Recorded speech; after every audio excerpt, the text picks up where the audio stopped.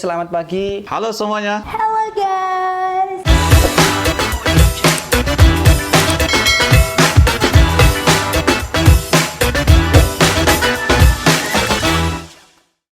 Ya, lanjut kita ke nomor 6. Di sini nomor 6 adalah seseorang dapat mengukur nilai dari sebuah rumah dengan sebuah apartemen dengan uang rupiah.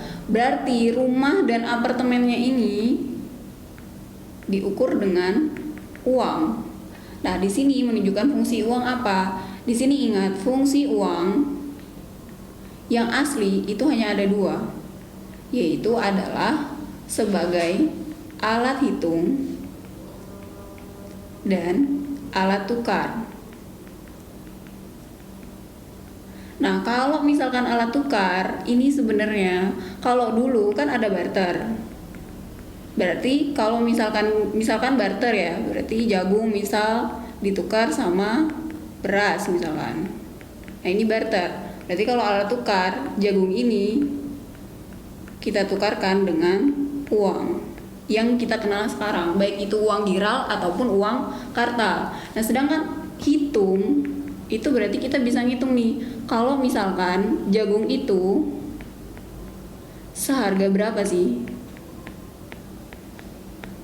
dengan hitungan uang. Nah, di sini soalnya seseorang dapat mengukur nilainya, kita bisa bandingin nilai antara rumah sama apartemen ini dengan uang. Harganya, kalau misalkan rumah itu berapa? Misal 1M. Kalau apartemen itu berapa? Misal 2M gitu. Nah, berarti di sini itu adalah menghitung, alat satuan hitung. Karena kalau misalkan alat tukar tadi ya jagung ditukar sama uang, berarti rumah sama apartemen ya ditukar dengan uang gitu. Lanjut ke yang nomor 7. Pada era digitalisasi, semakin beragam keahlian-keahlian yang dibutuhkan di pasar tenaga kerja. Posisi-posisi yang tidak pernah ada sebelumnya mulai bermunculan sesuai dengan kebutuhan yang ada, seperti data scientist, digital marketing, product manager, dan lain-lain. Hal ini menyebabkan para angkatan kerja yang belum bekerja karena belum memiliki skill yang dibutuhkan di era digitalisasi ini. Nah, pengangguran akibat kasus di atas itu apa? Di sini kata kuncinya itu adalah skill. Orang pengangguran karena skillnya dia itu nggak cocok. Skill yang ada di SDM yang dimiliki oleh tenaga kerja itu nggak cocok sama skill yang dibutuhin sama perusahaan. Nah, di sini apa nih penganggurannya, jenis penganggurannya, yaitu adalah pengangguran struktural. Coba kita bahas yang lain juga, pengangguran konjungtural. Kalau misalkan pengangguran konjungtural itu disebabkan oleh resesi biasanya, resesi dari ekonomi.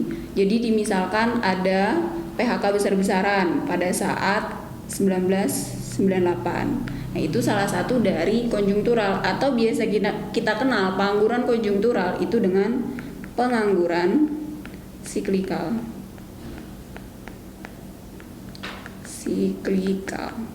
Kemudian ada musiman. Kalau musiman jelas ya, biasanya ini terjadi pada petani. Untuk pengangguran normal ya biasa dia terbuka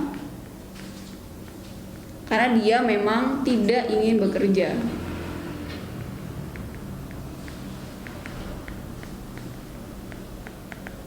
Nah, selanjutnya dengan pengangguran terselubung. Pengangguran terselubung ini itu karena jam kerjanya biasanya. Nah, pengangguran terselubung berarti dia itu sebenarnya misal ada 10 orang. Tapi sebenarnya yang dibutuhkan oleh perusahaan itu sebenarnya 8 orang aja cukup. Nah, 2 orang ini duanya itu enggak efisien. Diulangi lagi ya, ini kalau misalkan karena skill yang enggak cocok antara SDM sama perusahaan, skillnya itu yang dibutuhin apa di perusahaan, kemudian ternyata SDM-nya itu enggak punya skill itu berarti pengangguran struktural. Di sini kita lanjut ke yang nomor 8. Industri rokok mulai melakukan PHK dini. Di sini PHK dini kata kuncinya untuk mengurangi jumlah tenaga kerja dan menggantinya dengan mesin. Berarti di sini yang awalnya adalah tenaga kerja manusia, kayaknya ini manusia,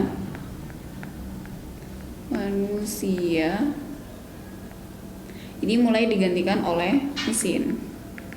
Di sini ini ya, kejadian ini sebenarnya udah mulai banyak dilakukan sama perusahaan, terutama perusahaan-perusahaan rokok yang biasanya dulu manusianya atau buruhnya ini banyak, itu digantikan semuanya oleh mesin. Nah, upaya yang dilakukan perusahaan agar jumlah buruh tidak menganggur setelah PHK. Nah, apa sih yang harus dilakukan supaya orang-orang yang di PHK ini gak kaget? Karena biasanya orang-orang yang udah kerja lama di perusahaan rokok jadi buruh di sana, akhirnya mereka ini sudah bergantung gitu sama perusahaannya, sama perusahaan.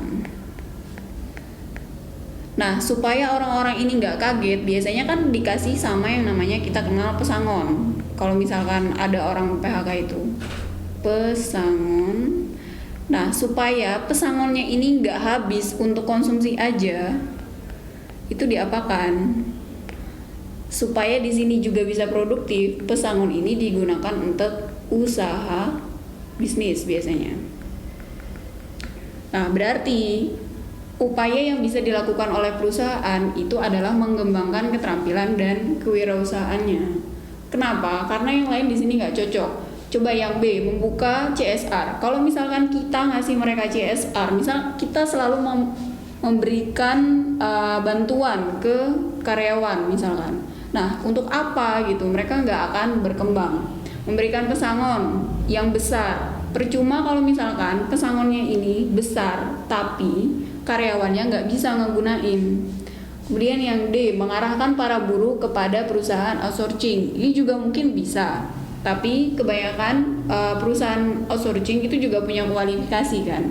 Masa yang awalnya misal jadi buruh tetap gitu, kemudian mungkin dia sudah terbiasa menghadapi perusahaan rokok gitu, kemudian habis itu dia disuruh jadi OB misalkan, itu kan juga nggak mungkin.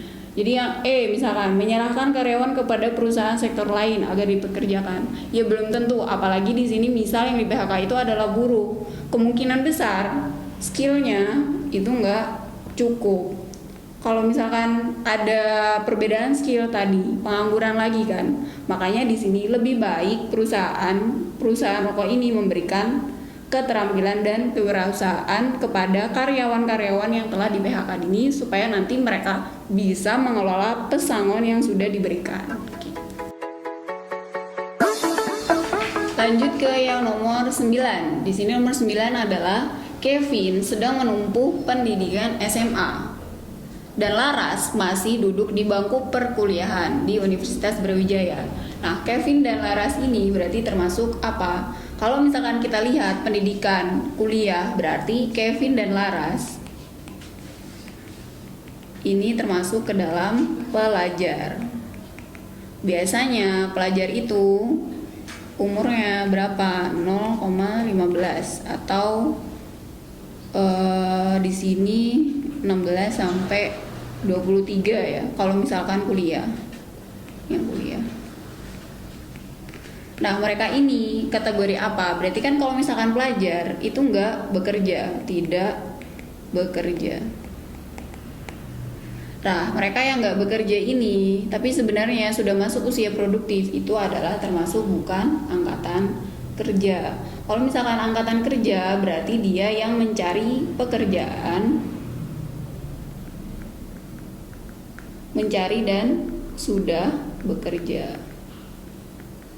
Sedangkan bukan angkatan kerja itu biasanya ya ini tadi kayak pelajar, dia memang sudah masuk usia produktif 0,15 sampai 16 sampai 23 di sini misalkan. Tapi mereka ini masih belum bekerja. Nah, di sini termasuk bukan angkatan kerja. Kalau misalkan tenaga kerja apa? Kalau tenaga kerja ya berarti mereka yang sudah memang masuk usia produktif dan bekerja. Jadi jawabannya yang C ya, bukan angkatan kerja. Ya, di sini kita masuk ke yang nomor 10. arah pembangunan jangka panjang di bidang ekonomi adalah apa? Sebenarnya di sini teman-teman bisa lihat arah pembangunan jangka panjang, terutama di Indonesia itu di Rencana Pembangunan Jangka Panjang (RPJP). Nah, rencana pembangunan jangka panjang di sini ada macam-macam, mulai dari SDM, kemudian ada di bidang hukum, kemudian ada juga di bidang ekonomi salah satunya. Nah, di sini di poin ekonomi itu kalau nggak salah ada 16 poin. Salah satunya ada ketahanan pangan, kemudian ada yang namanya perluasan kesempatan kerja.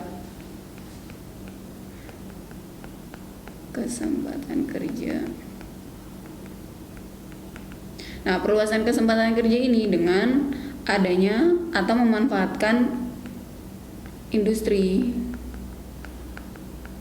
perluasan dari industri, kemudian ada pengembangan dari UKM, pengembangan UMKM dan koperasi. Nah, di sini ketahanan pangan itu ada dua, misal dengan meningkatkan produksi dalam negeri, dan bagaimana caranya ketahanan pangan ini dapat memenuhi kebutuhan atau permintaan di dalam negeri. Nah, selain ketahanan pangan, perluasan kesempatan kerja apa? Ada juga misal iptek, peningkatan iptek di bidang teknologi.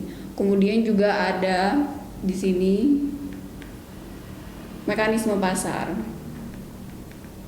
Bagaimana mekanisme pasar itu diatur supaya dia kompetitif. Tapi walaupun kompetitif, ini juga harus sehat. Ada juga pemerintah di sini kan, kalau misalkan teman-teman ingat, pemerintah itu kan di 3 sektor itu sebagai apa? Fasilitator.